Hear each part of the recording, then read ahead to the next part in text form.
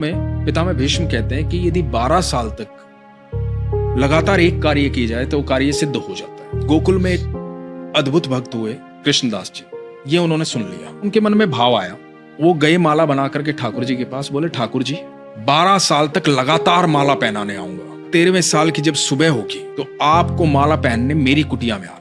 अब कृष्णदास रोज माला बनाते, रोज ठाकुर जी के पास ले जाते और रोज ठाकुर जी को याद दिलाते कि आज इतने दिन हो गए। अब 12वें साल का आखिरी दिन था। ठाकुर जी को बोले ठाकुर जी कल आपकी बारी है, कल 13वें साल की पहली सुबह है और यदि कल आप नहीं आए तो मैं कभी आपके पास नहीं आऊंगा। भोजन की तैयारी की, सारी रात लगे रहे। सुबह प्रातः काल इंतजार करने लगे कि ठाकुर जी अब आएंगे अब आएंगे। शाम हो गई, ठाकुर जी नहीं आए।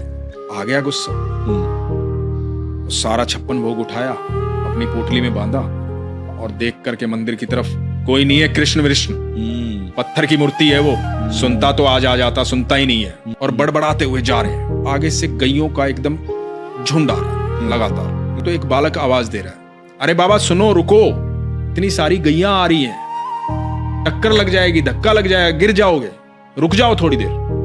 रुक गए कृष्णदास जी।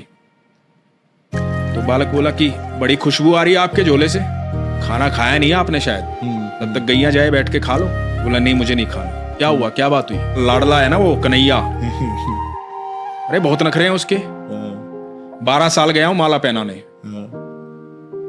एक दिन बोला था एक दिन मेरे पास आ जाना, नहीं आया, सुबह से लेकर के शाम हो गई, अब जा रहा हूं यहां से। तो बालक बोला बाबा इतना गुस्सा क्यों हो रहे हो? मुझे भी भूख लगी है, मैंने भी सुबह से कुछ नहीं खाया, सुबह से गैया चरा रहा हूं। तो बोला कि मुझे भी आप खिला दो। बोला खा लो। बोला आप देख नहीं रहे मेरे तो हाथ गोबर में सने हुए, मैं कैसे खा लूं?